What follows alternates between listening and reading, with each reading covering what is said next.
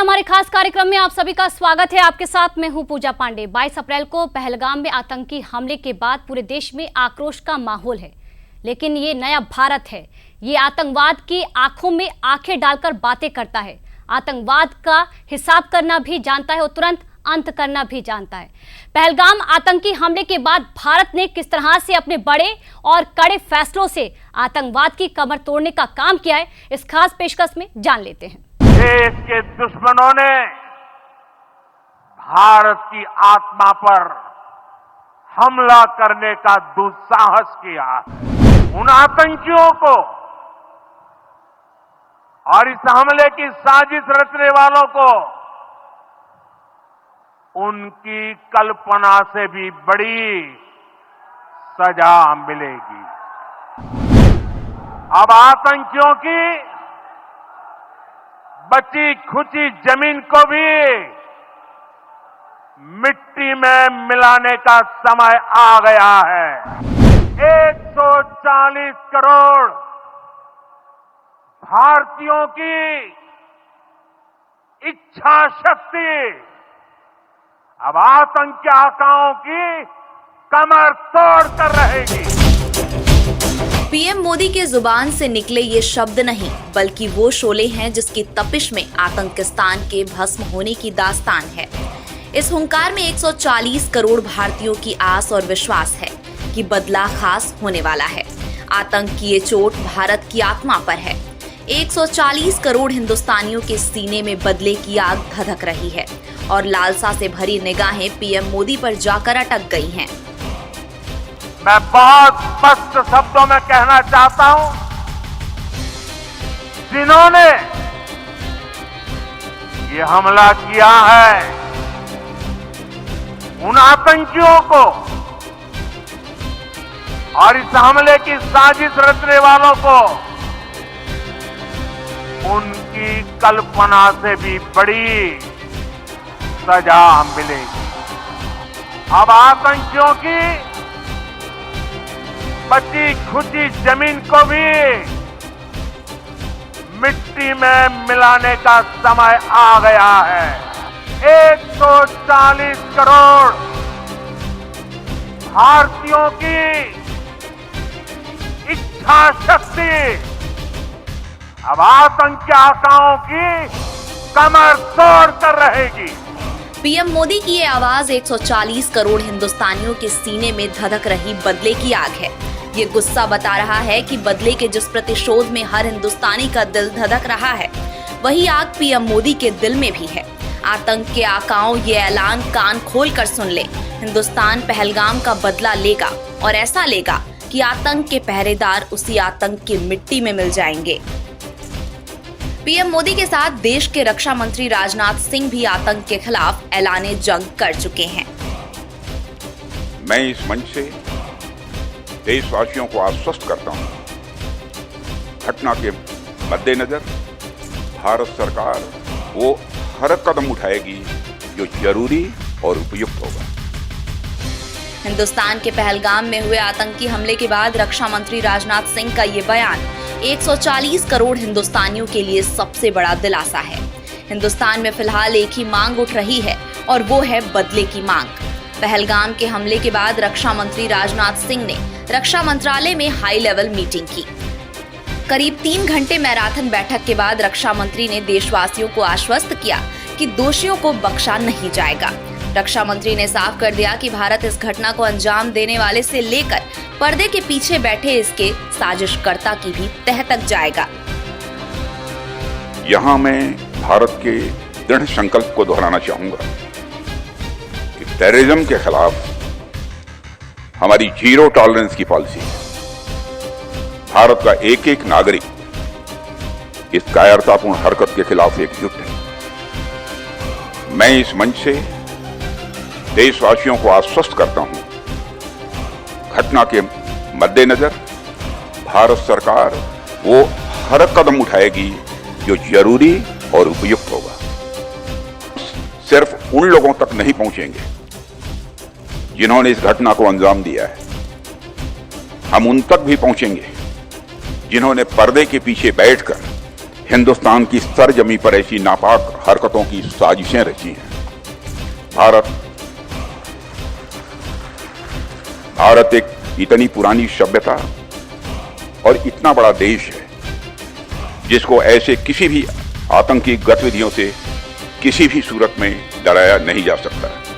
ऐसी हरकतों का जिम्मेदार और इसके जिम्मेदार लोगों को आने वाले कुछ ही समय में जोरदार तरीके से नजर आएगा। मैं देशवासियों को आश्वस्त करना चाहता हूं। पहलगाम में हुए इस कत्लेआम के करीब 100 घंटे से ज्यादा बीत चुके हैं, लेकिन सबसे बड़ा सवाल यही है कि इस कत्लेआम का गुनहगार कौन है। पहलगाम के बैसारन में हुए आतंकी हमले के बाद हर एक हिंदुस्तानी बदले की आग में धधक रहा है। हर एक हिंदुस्तानी के जुबान से महज एक ही लफ्ज निकल रहा है और वो लफ्ज है पहलगाम के गुनहगारों से बदला। पहलगाम में हुए आतंकी हमले के कई गुनहगार निकलकर सामने आ रहे हैं, क्योंकि ये हमला एक सोची समझी साजिश का हिस्सा है। और ये साजिश भी किसी और की नहीं है, बल्कि हमारे दुश्मन पाकिस्तान के ही नापाक हरकतों का नतीजा है। पहलगाम में हुए आतंकी हमले की जिम्मेदारी पाकिस्तान के TRF यानी रेजिस्टेंस फ्रंट ने ली है।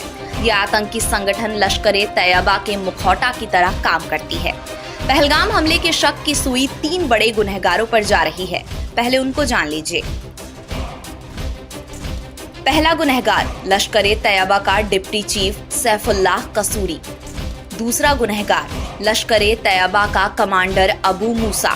तीसरा गुनहगार पाकिस्तान आर्मी चीफ असीम मुनीर। कयास लगाए जा रहे हैं कि पहलगाम हमले की बिसात 19 अप्रैल को रावलकोट में रची जा रही थी। कुछ दिन पहले लश्कर-ए-तैयबा और जम्मू कश्मीर यूनाइटेड मूवमेंट के आतंकियों ने रावलकोट में एक रैली की थी। रावलकोट की इस रैली में लश्कर कमांड अबू मूसा ने मंच से खुलेआम भारत को धमकी दी थी।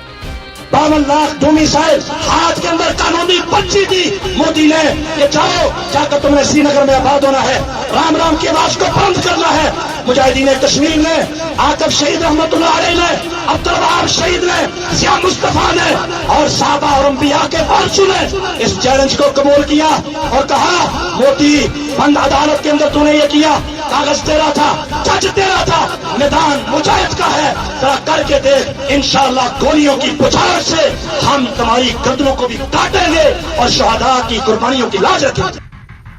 आतंकियों के जमावड़े के बीच ये आवाज आतंक के सरगना अबू मूसा की है।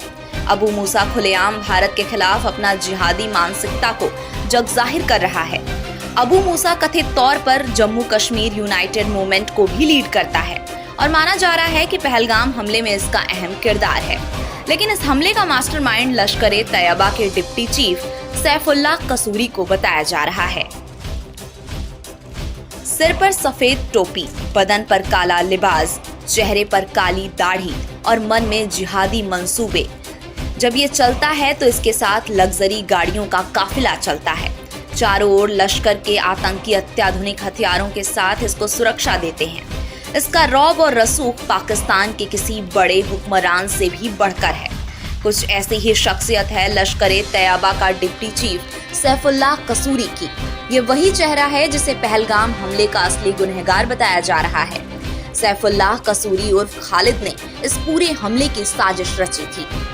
सैफुल्लाह को आतंक के आका कहे जाने वाले हाफिज सईद का करीबी भी माना जाता है। सैफुल्लाह खालिद का इतिहास भी भारत विरोधी गतिविधियों में शामिल रहने का ही रहा है। पहलगाम में हुए हमले की जिम्मेदारी TRF यानी रेजिस्टेंस फ्रंट ने ली है। TRF यानी रेजिस्टेंस फ्रंट लश्कर-ए-तैयबा का ही मुखौटा है। सैफुल्लाह कसूरी लश्कर-ए-तैयबा का डिप्टी चीफ है। कसूरी के पाकिस्तान के अधिकारियों से भी अच्छे संबंध हैं। सैफुल्लाह खालिद भारत विरोधी गतिविधियों में लंबे समय से शामिल रहा है। सैफुल्लाह खालिद आतंकी हाफिज सईद का भी करीबी बताया जाता है। पाकिस्तानी सेना के आतंकियों से याराना के किस्से भी नए नहीं हैं। पाकिस्तानी सेना के अधिकारी अक्सर आतंकियों पर फूल बरसाते हुए दिख जाते हैं।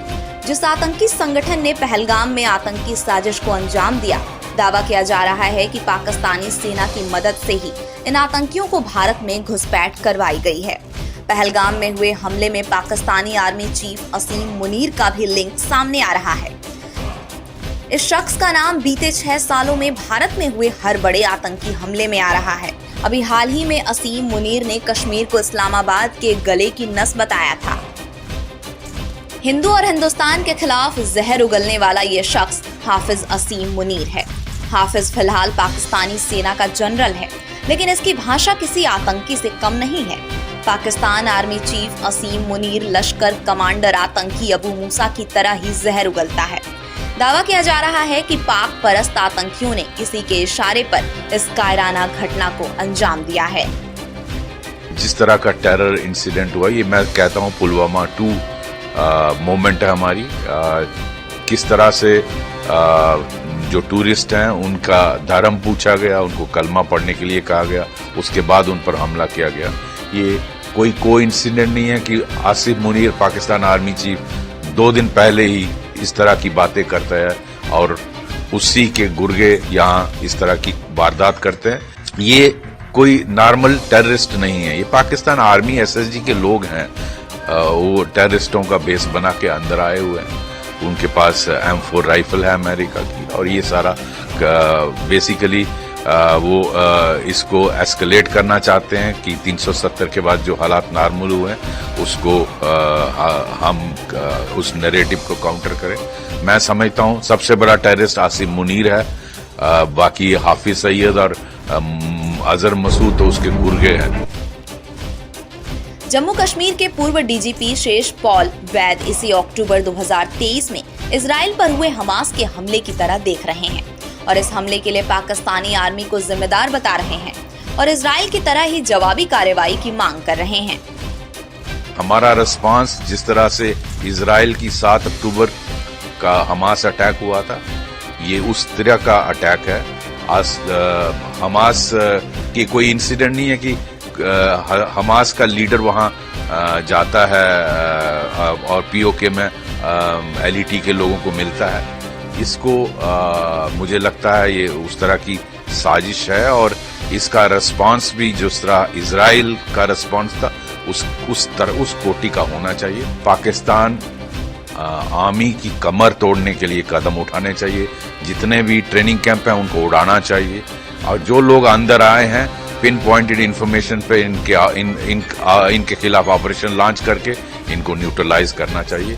और मुझे पूरा विश्वास है हमारी सरकार इस तरह क्या रिस्पांस होगा उस पर विचार विमर्श कर रही होगी। मोदी जी वापस आ चुके हैं सऊदी अरबिया से और वो मीटिंग होल्ड कर रहे हैं।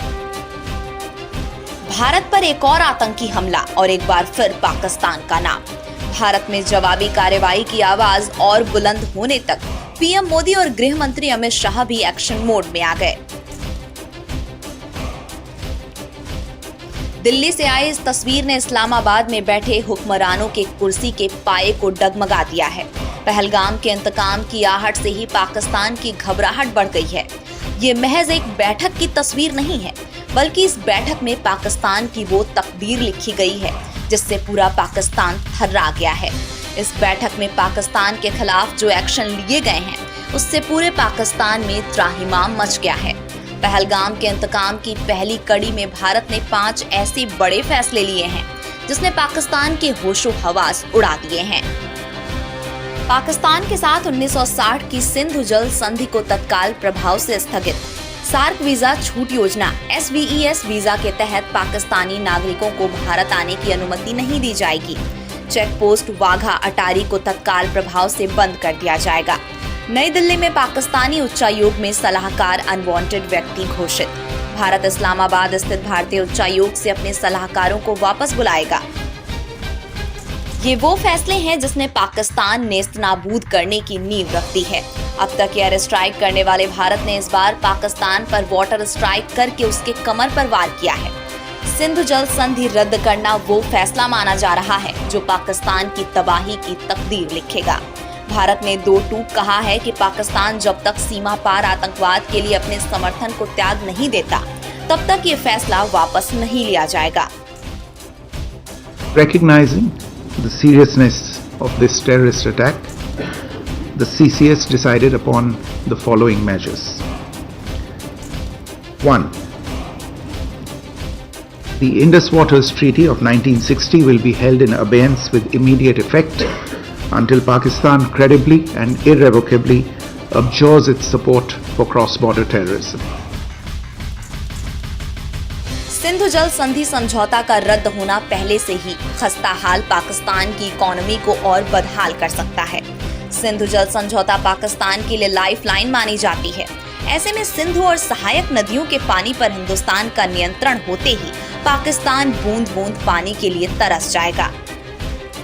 पाकिस्तान की 80% खेती योग्य भूमि 16 मिलियन हेक्टेयर सिंधु नदी के पानी पर निर्भर है।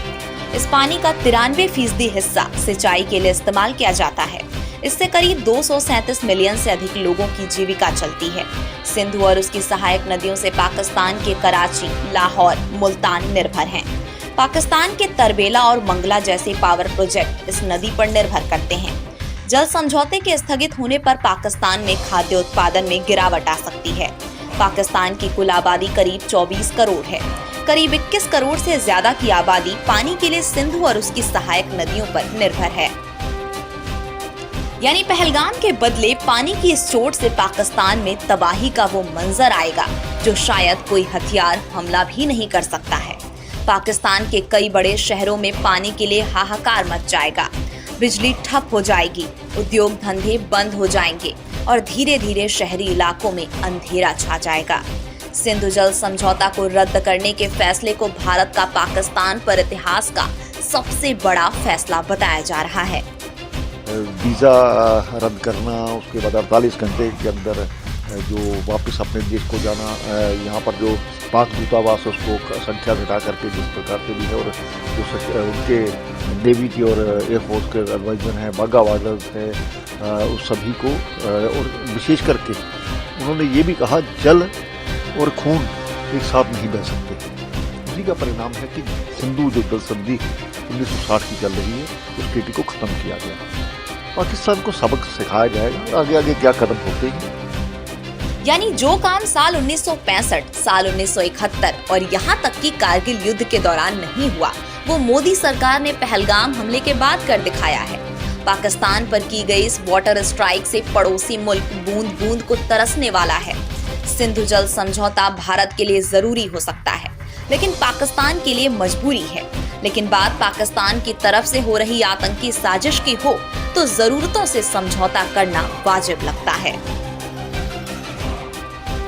ये तस्वीरें पाकिस्तान की तबाही के आगाज की हैं। पहलगाम में आतंकी हमला पाकिस्तान को कितना महंगा पड़ेगा, ये तस्वीरें उसी की तस्दीक हैं। ये महज ट्रेलर है और इस ट्रेलर में पाकिस्तान की तबाही का मंजर सिमटा हुआ है। पहलगाम हमले के बाद भारत ने पाकिस्तान के साथ सिंधु जल संधि को आधिकारिक तौर पर निलंबित कर दिया है। चिट्ठी में संदेश पाकिस्तान को भेज दिया गया है। भारत में जल शक्ति मंत्री सचिव देवश्री मुखर्जी ने पाकिस्तानी जल संसाधन मंत्रालय के सचिव मुर्तजा को पत्र लिखा है। भारत ने पाकिस्तान को नोटिस भेजा। संधि के अनुच्छेद 12(3) के तहत सिंधु जल संधि 1960 में संशोधन की मांग की गई है। संधि के बाद से अब तक जनसंख्या में काफी बदलाव हुआ है। ऐसे में क्लीन एनर्जी डेवलपमेंट में तेजी लाने के लिए कुछ बदलाव करने जरूरी हो जाते हैं। किसी भी समझौते में सबसे जरूरी होता है कि उस संधि का सम्मान किया जाए। पाकिस्तान की तरफ से जम्मू कश्मीर को निशाना बनाकर सीमा पार आतंकवाद जारी है। सुरक्षा से जुड़ी अनिश्चितताओं ने संधि के तहत भारत के अपने अधिकारों को बाधित किया है। भारत के अनुरोध पर पाकिस्तान ने कोई रिएक्शन न देकर संधि का उल्लंघन किया। यही वजह है कि भारत सरकार ने सिंधु जल संधि 1960 को तत्काल प्रभाव से स्थगित किया है। हमने इंडस वाटर ट्रीटी के बारे में कहा कि बहुत अच्छी चीज है कि हम नहीं बोल दिए, मगर आप बताइए हम पानी कहाँ रखेंगे? पानी तो क्या रखना पड़ेगा ना आपको। तो और इसमें आप देखिए कि इंडस वाटर ट्रीटी में जो चिनाब का इलाका है वो पूरा पहाड़ी इलाके से पानी जाता है, जहलम का जो है वो जमीनी इलाके से जाता है, और वर्ल्ड बैंक इसका इंटरलॉक्यूटर है। सिंधु जल समझौते को निलंबित करने के फैसले के बाद ये बहस तेज हो गई है कि क्या भारत एक तरफा इस समझौते को खत्म कर सकता है? क्या भारत सच में पाकिस्तान को जाने वाले पानी पर रोक लगा सकता है? और अगर हाँ, तो फिर भारत पानी को रोककर उसे कहाँ रखेगा? इन सभी सवालों का जवाब जानने के लिए पहले सिंधु जल समझौता के कुछ अहम पहलुओं को जान लेना जरूरी है। सिंधु बेसिन से बहने वाली 6 नदियों को पूर्वी पश्चिम में बांटा गया। संधि में तय हुआ कि पूर्वी क्षेत्र की 3 नदियों रावी, व्यास और सतलज पर भारत का अधिकार है। पश्चिम क्षेत्र की नदियों सिंधु, चिनाब और झेलम का पानी पाकिस्तान को दिया गया। भारत इन तीनों नदियों का 20% पानी रोक सकता है। समझौते के बाद 80% पानी पाकिस्तान को दिया गया। पाकिस्तान की अर्थव्यवस्था पूरी तरह से खेती पर आधारित है और भारत की तरह पाकिस्तान में बहुत सारी नदियां नहीं हैं। पाकिस्तान में पानी को लेकर पहले से ही मारामारी है। सिंधु और उसकी सहायक नदियों का पानी ही पाकिस्तान को सूखे और अकाल से बचाता है। ऐसे में अगर भारत सिंधु, चिनाब और झेलम के 20% पानी को रोक लेता है तो पाकिस्तान की अर्थव्यवस्था तबाह हो जाएगी। लेकिन इसमें भी एक सवाल ये है कि क्या कानूनी तौर पर ऐसा करने के लिए भारत के पास अधिकार है? इसका जवाब भी जान लीजिए। जरूरी है पाकिस्तान को रियलाइज कराना कि वो जो ये खून का खेल खेल रहा है ये सही नहीं है और उसको इस रास्ते को छोड़ना होगा। तो blood and water can not flow together. तो इंडस बॉर्डर ट्रीटी में क्लाज है जिसमें if a member is not satisfied he can walk away. So I think India has taken a right decision. Sindhu जल समझौता एक स्थायी संधि है। रोकने के लिए दोनों पक्षों की सहमति जरूरी है। वियना संधि के लॉ ऑफ ट्रीटीज की धारा 62 इसमें कुछ राहत देती है। यदि संधि की मूल परिस्थितियों में बुनियादी बदलाव हो जाए तो कोई भी देश इससे पीछे हट सकता है। भारत का तर्क है कि पाकिस्तान बार बार आतंकी गुटों का इस्तेमाल भारत के खिलाफ कर रहा है। भारत साल 1960 में हुए इस समझौते को एक तरफा बता रहा है और सीमा पार आतंकवाद का हवाला देकर इस संधि को तोड़ दिया है। लेकिन भारत के इस फैसले का नतीजा फौरी नहीं दिखेगा। दरअसल भारत में फिलहाल 5 से 10% से ज्यादा पानी नहीं रोका जा सकता है। पानी रोकने के लिए बांध और पानी इकट्ठा करने के लिए जलाशय बनाने में समय लगता है। ऐसे में भारत को इस फैसले का दूरगामी नतीजा देखने को मिल सकता है। भारत ने इस बार आतंकिस्तान के खिलाफ पलटवार का अंदाज बदला है और ये अंदाज बता रहा है कि अंजाम पाकिस्तान के लिए और भी भयावह होगा। इस बार भारत ने एयर स्ट्राइक तो नहीं किया, लेकिन पहले वाटर स्ट्राइक और अब डिजिटल स्ट्राइक से पाकिस्तान को हैरान और परेशान जरूर कर दिया है। पाकिस्तान ने सोचा भी नहीं होगा कि भारत पाकिस्तान पर ऐसी डिप्लोमेटिक स्ट्राइक करेगा। भारत में पाकिस्तान सरकार का एक्स अकाउंट सस्पेंड। अब पाकिस्तान का अकाउंट भारत में नहीं दिख रहा है। भारत का ये डिजिटल स्ट्राइक सुरक्षा के लिहाज से अहम। हिंदुस्तान की चौहद्दी में अब पाकिस्तान का नामो निशान मिटाने की तैयारी शुरू हो चुकी है। भारत ने पाकिस्तान के खिलाफ सख्त कदम उठाते हुए अटारी में इंटीग्रेटेड चेक पोस्ट को भी तुरंत बंद कर दिया है। वैध तरीके से सीमा पार कर भारत आए पाकिस्तानियों को भी 1 मई 2025 तक इस रास्ते से वापस जाने के निर्देश दिए गए हैं। The integrated check post Atari will be closed with immediate effect. Those who have crossed over with valid endorsements may return through that route before 1 May 2025.